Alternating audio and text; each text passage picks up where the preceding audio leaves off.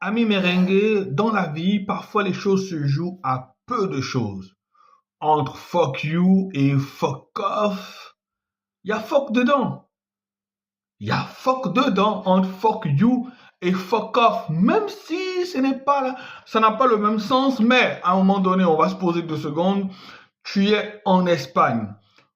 L'Espagne, c'est un pays où les habitants parlent espagnol et l'arbitre n'est pas forcément bilingue. Donc, tu es en Espagne. Voici pourquoi on demande parfois aux joueurs de s'intégrer. S'intégrer en apprenant la langue. Je pense bien que si Jude Bellingham avait utilisé un terme espagnol pour exprimer sa frustration, je pense qu'il n'aurait jamais pris ce rouge-là.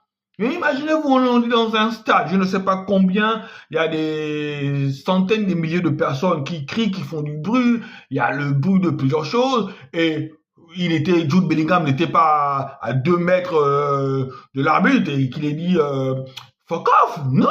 Donc, moi je pense que l'arbitre est humain, l'erreur est humaine, a pu confondre fuck you et fuck off. Et surtout, si tu n'es pas bilingue, tu peux te dire que c'est la même chose. Maintenant, on va pas faire des chichis. Vous n'allez pas attribuer la contre-performance. Vous n'allez pas attribuer le match nul de Real de Madrid à la sortie de Jude Bellingham.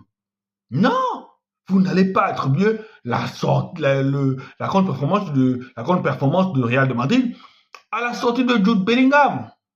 Oui, vous allez encore me dire, ouais, il y a eu penalty non sifflé, il y a eu des problèmes de VAR. Oui, d'accord. Mais arrêtez de voir de la conspiration partout.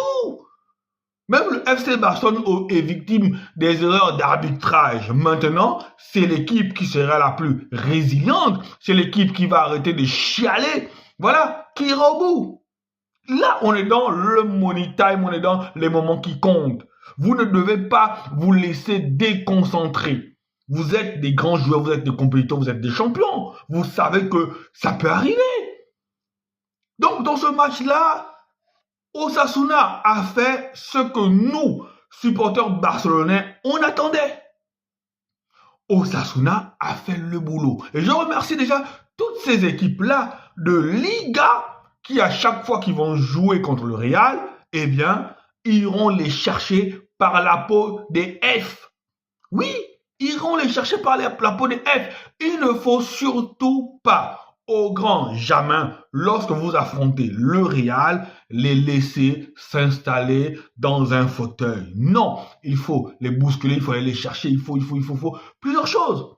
Et là, plus que jamais, la Liga est véritablement relancée, les amis. Match nul du Real de Madrid, le Real a 51 points. Et par la suite aussi, l'Atlético Madrid qu'on pensait qu'il devait gagner son match contre le Celta Vigo pour passer devant le Real de Madrid, eh bien, l'Atlético aussi fait un match nul. Ça, ces deux résultats-là, c'est tout bénéf pour le FC Barcelone. Là, le FC Barcelone, demain, les amis barcelonais, on n'a pas droit à l'erreur. Le FC Barcelone n'a pas droit à l'erreur. Demain, la seule chose qui est demandée, sincèrement, peu importe la manière, on n'a même pas besoin d'un 4, 5, 6-0. Peu importe la manière, même si c'est de manière sale, même si c'est avec un cafouillage, même si c'est...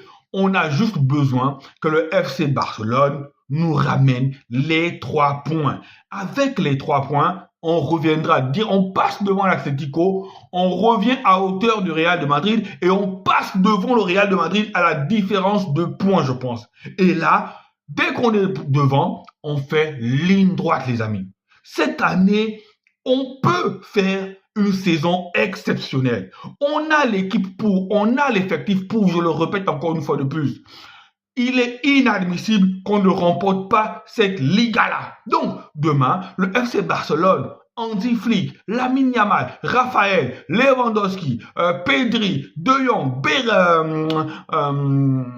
Marc Casado, vous n'avez qu'une seule chose à faire. Dominer l'équipe en face.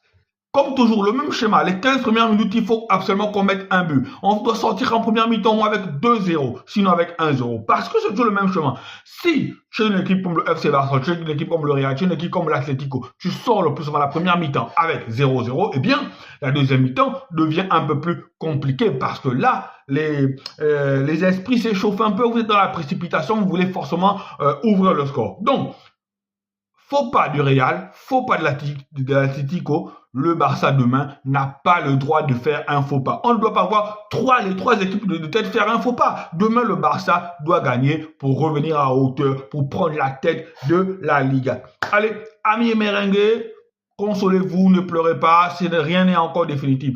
Amis barcelonais, on espère que demain, ça va être une grande journée pour nous et que le FC Barcelone reprendra la tête de la Liga. Allez les amis, ciao ciao.